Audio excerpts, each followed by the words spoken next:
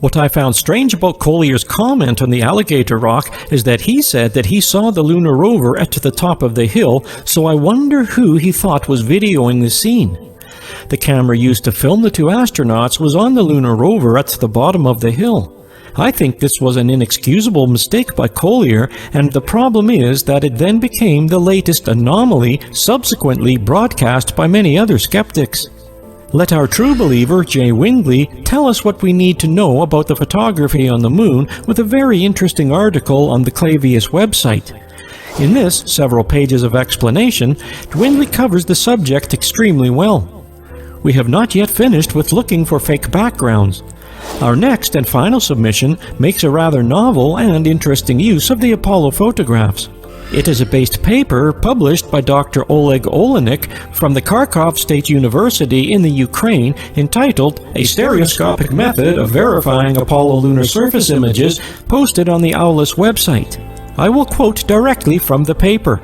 The photographic validation method presented here is based on the detection of two-dimensional objects among three-dimensional objects and determining the mutual arrangement of these objects in space and the distance from them by applying a technique known as stereoscopic parallax. Sounds like quite a mouthful, but briefly the technique involves examining two images of the same scene that were taken from locations reasonably close together but from a slightly different position. The two images are added to Photoshop as two separate layers to create a Photoshop file, PSD. After various manipulations described in the paper, the relative distances to objects in the photographs can be estimated. You can get a better idea of what is involved if you read the paper and view the examples. Basically, objects that are far away should not show any parallax movement, whereas objects close to the camera should show the most parallax movement. The conclusion of the paper is that the Apollo photographs are fake and have been shot in a studio against a fake backdrop. A real earth-shattering conclusion, or should I say moon-shattering. I had not seen this method before, but it certainly looks interesting and perhaps a useful tool in our investigation. Another interesting but rather lengthy video at 4 hours and 43 minutes provides one skeptic view of the Apollo moon landings. The complete video is well worth watching if you have the time and inclination. However, skip to about 2 hours where the narrator examines the scenery of the Apollo landing sites and compares them to the actual photography of the moon. He makes many valid observations that the Apollo videos do not correspond with the topography seen in the photographs taken by the lunar orbiters. He notes that the Apollo videos and photographs always show a continuous line which separates the foreground and background, which he refers to as the Kubrick horizontal. The Kubrick reference is due to the fact that in Kubrick's 2001 film, this telltale line is clearly visible due to the front screen projection technique used, whereas the foreground is an actual set, but the background is a projected image. This has been referred to by many skeptics. He notes that the foreground in the Apollo videos is always detailed up to the Kubrick horizontal, but the background is mostly washed out with little detail. Reflections in visors. It is amazing what the reflections in the astronauts' visors can reveal for our skeptics. The mirror-like quality of the gold visors has proved to be a rich source of ammunition for the skeptics. In this section, we will examine what they found and what they interpret from these images. There have been numerous suggestions by the skeptics that the Apollo missions were filmed on a studio set. Our first offering from the astronaut's visor saga appears to identify a strange reflection in the visor in this offering from Agent S. He identifies what he guesses to be a strange light and also a ceiling fan in the astronaut's visor. It certainly does look rather strange. I have no experience of stage lighting, but I do have a ceiling fan in my conservatory and it looks very similar. We have suggestions of another studio set in our next video from skeptic Mr. Thrive and Survive. Interestingly, at the beginning of the movie, 0.8 seconds, he shows a photograph and mentions that the astronaut reflected in the visor must have been taking the photograph. However, the astronaut reflected in the visor does not appear to have a camera, so how could he have taken the photograph?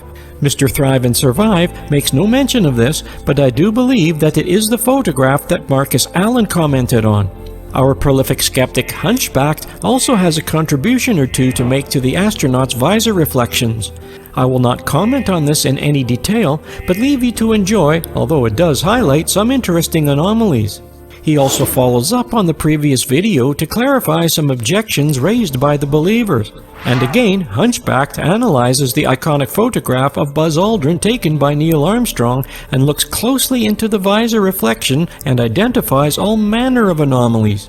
Finally, in our What Can We See in the Visors compendium, we have a very interesting contribution from YouTuber Sling and Stone. He is commenting on the Fox News video, which asks why the front of the astronaut is so well lit up when one would expect him to be in total shadow as the sun is directly behind him.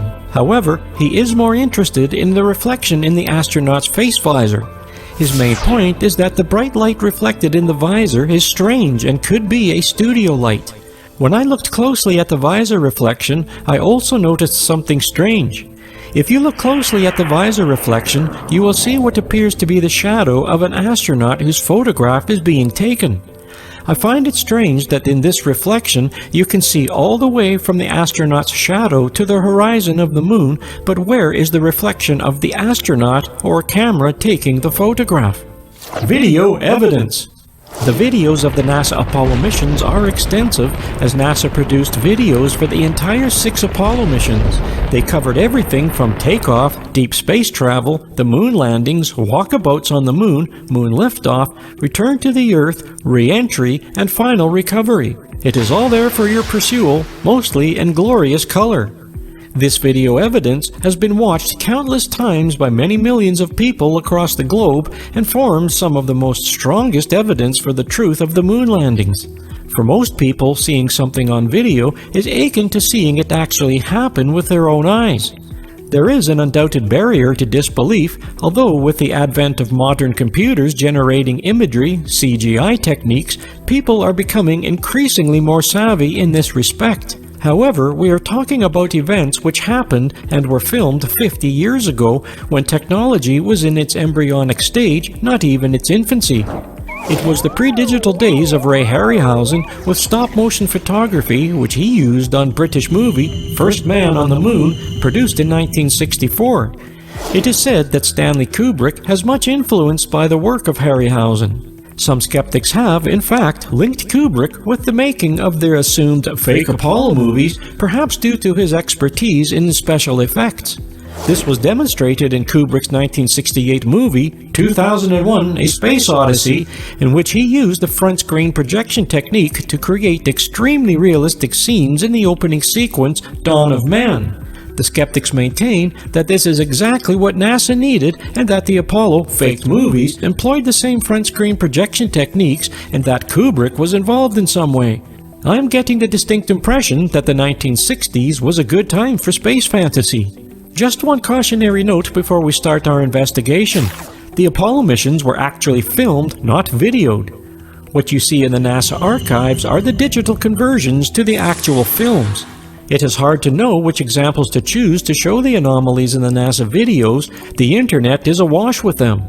Our skeptics have made numerous charges that some or all of these videos have in some way been doctored either after the event or more sinister in the planning and staging of the event. One common, often repeated accusation is that the astronauts are really running in Earth's gravity, and then the video has been broadcast at a slower speed to give the impression that the astronauts are in a lesser gravity of the moon. Another equally popular assertion is that the astronauts were suspended by counterweight wires to reduce their weight to 1/6 to conform with the moon's gravity. So we will start by looking at the evidence for wires. Suspended by wires. One of the main skeptics' claims is that the astronauts were suspended on wires and counterbalanced to simulate the effect of the lower gravity of the moon. There is a bountiful choice of evidence of such claims by the skeptics, but let's start with a little music and amusement with a clip by Daniela in which the antics of the astronauts are shown. If you want to see some wires, then take a look at a submission from Joe Rogan and yet another NASA clip from Apollo 15, this time from Archangel for Mike. This shows what looks like some form of cable attached to the astronaut's backpack, and again on Apollo 16. There is still more on the subject of astronauts hanging on wires, as we see from the submission by Taboo Conspiracy. In this video, he examines the visual evidence of support wires and shows some clear examples. He also comments on the fake backdrops and the obvious line between the stage and the projected background scenery. So far, we have assembled enough platform wires to build our own small telephone exchange. However, our believers contest this allegation that the astronauts were on wires. The believer, Landing Apollo, attempts to argue that the weight of the astronaut's backpack caused the astronauts to slightly lean forward, making any spectacular high jumps unfeasible and totally unnecessary for safety reasons. Although, when you see some of the antics by the astronauts, then safety reasons are hard to accept and they seem no way encumbered by their backpacks. One further interesting video shows the astronauts performing higher jumps. We saw this video before in video 7, but I repeat it here for convenience. In this video, the astronauts are jumping around the lunar rover and their feet are hidden, causing the skeptics to postulate that they are jumping on trampolines. However, this further analysis by Probe NASA looks more closely at the astronauts nearest the camera.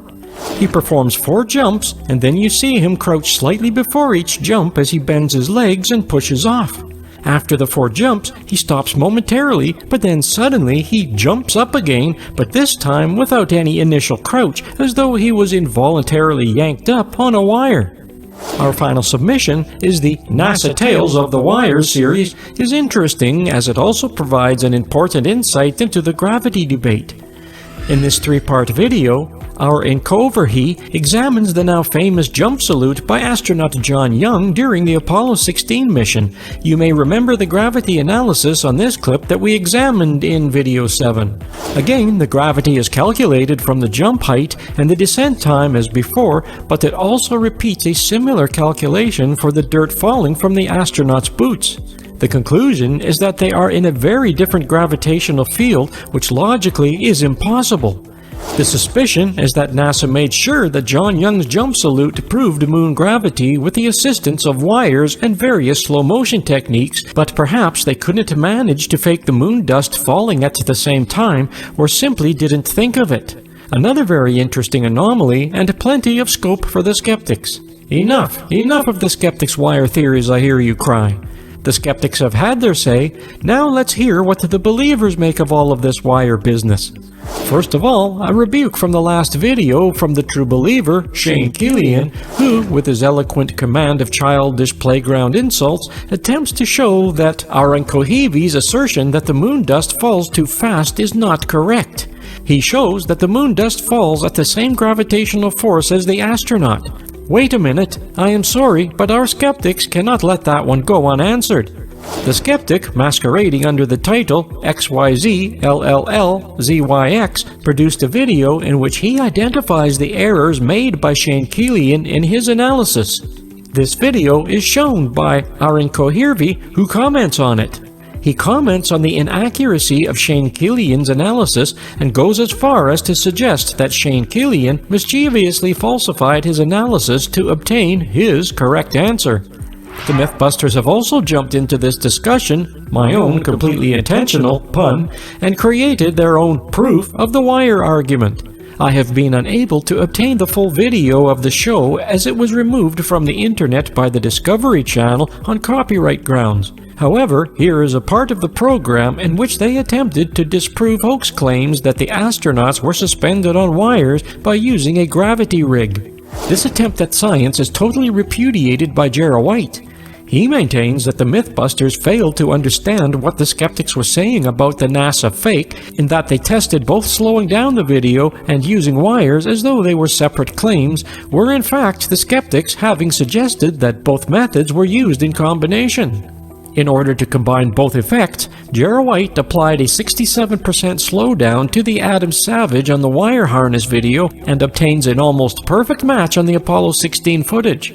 Brant Watson, our believer, aka AstroBrant 2, has also a contribution to make about astronauts dangling from wires. Unfortunately, Brant seems to miss the point entirely, as he is overly obsessed with some wire being attached to the antenna on the backpack, which I have never seen suggested by any skeptic. I think that he completely missed the point that the skeptics were making. So what do we think? Earth or moon? Wires or no wires? Hoax or the truth? If wires were used, then some complex overhead gantry system would be needed on the set, but if you are clever enough to go to the moon, then building a gantry would not be outside of your capabilities. In fact, we know that NASA did build a massive gantry system 240 feet tall and 400 feet long at Langley in Virginia. This gantry was used to test and train astronaut pilots for the lunar lander in a realistic environment. NASA even modeled the lunar landscape on the floor of this large area to add to the realism. It is expected that NASA would need to create a realistic training facility for astronauts going to the moon. We also know that NASA did train astronauts using counterweight harness systems, so the skeptics suggest that when NASA realized it did not have the technology to achieve the moon landings, they put these two things together and you have your fakery. So that is one possibility. The other possibility is that they did actually go to the moon. The Apollo Sun. Hey Houston, now we have a problem with the sun. As we have established several times, the only source of the light on the moon is from the sun. So how would the sun look from the moon? Well, we can assume basically the same as it does from Earth. The sun is the same distance from both the Earth and the moon within a fraction of a percent. So go outside if it is sunny, if not, wait until it is, or take my word for the following. Never, of course, look directly at the sun, but take a spoon outside and view the sun as a reflection on the curved back of a spoon. Do you see how large the reflection is in the convex back of the spoon? About a maximum of a ½ an inch in diameter with radiating spokes like a star. After all, the sun is a star. You can see it only on a convex shiny surface, for example, a motorcycle helmet. So we now know roughly how the sun should look when reflected on the moon. You may be wondering why I ask you to do this. Well, as I said, the sun is about the same distance from the moon, so we should expect a similar size of a reflection in the convex surface on the moon to be also about ½ an inch diameter with the telltale radiating spokes. The convex surface we have on the moon are the bubble helmets of the astronauts, in particular their face visors. I will let our skeptic, Steve the chemist, explain all about convex surfaces in his video. In his second video, he shows that the reflection of the sun in the astronaut's visor is too large to be the real sun. It varies tremendously if you view the videos and can be up to 3 to 4 inches in diameter, not the ½ inch or so that we would expect, and it has no radiating spokes. He deduces from this that it must be a studio light, possibly with a large parabolic reflector. He also draws our attention to the Apollo 15 video clip in which you can see the size of the reflected sun decrease with a decrease in the brightness of the scene. He concludes that it is impossible for the reflection of the real sun to change size and that the studio lighting must have been used, which is in his opinion firmly places the filming squarely on Earth. If you think that we have finished seeing Apollo suns, then think again. We have another skeptic masquerading under the pseudonym JMBBAO who brings us back to the sun's reflections in the Apollo astronauts' visors. Again, he makes the same point as Steve the chemist, that there is something very strange about the Apollo suns, they just don't look convincing. We do not see the small diameter reflections with radiating rays that the skeptics say we should expect, but instead we see large circular disks of light. You may think that you have now had enough of the Apollo suns. Well, there is more. How about 2 suns? The skeptic Marcus Allen brought my attention to this video clip taken from the official NASA video on Apollo 14. The original source of the clip was the movie For All Mankind. At time 241 on the video, the astronaut turns towards the camera and appears to have 2 equal-sized suns in his visor, clearly a different apparition to explain. Next, one more observation from Marcus Allen, not just one more sun, but another, albeit not the brightest in our galaxy of Apollo suns. In the NASA 1971 Apollo 14 video, as astronaut Ed Mitchell climbs down the ladder of the lunar module at time 6:43, he is clearly in total shadow, but we can observe a small bright light in his visor. Another strange anomaly is in the dark shade of the lunar module. You may ask what our believers say about these sun anomalies. Well, it seems that our believers are not too troubled by the 2 suns anomaly, as Lunar Tuner is happy to explain and demonstrate. He explains that the astronaut's helmet visor assembly consists of 3 layers of protection. The outer two layers of the visor can both create their own reflection of the sun, so easily explained we can have two suns. The reflection from the inner skin produces a much smaller and dimmer reflection of the sun, but this is not what we are seeing in this video. But we do have an alternative explanation from the believer Occamite, who contends at length that this is probably a reflection from various parts of the lunar module, most probably from the highly reflective mylar film which coats various parts of the lunar module. Our final attempt to get to grips with the Apollo sun concerns the lunar lander. The lunar lander was always positioned on landing with its exit door in the shade to avoid the astronauts exiting into full sunlight and to keep that side of the lander cooler. Once landed, the lunar lander was in a fixed position and could not move. However, as the mission progresses, the sun will slowly move its position in the sky. This next presentation from Hunchback examines photographs of the lunar lander at the start of the mission and at the end of the mission. One would naturally expect the shadow of the lunar lander to have changed. The evidence from the photographs indicates that the sun had not moved in the sky as it should have done, so we appear to have one more anomaly regarding our Apollo sun. Well, I think we have had enough of the Apollo suns for today. Our skeptics see evidence of fakery in the Apollo suns in that the reflected suns do not look at all like the real suns should be reflected. However, our believers are content that there is no fakery here, so what can we conclude? For certain, the stark difference between the Apollo suns and what we would expect from the real sun is compelling evidence, but are there factors which might explain this discrepancy? The only obvious difference is that the Earth has an atmosphere, and might this affect the way that the sun looks on the moon? But no, we saw the sun's reflection in vacuum of deep space, and it compiled with our Earth view. Until we have further evidence to the contrary, this anomaly certainly does look persuasive. Could it be that one piece of irrefutable evidence that some faking was carried out by NASA?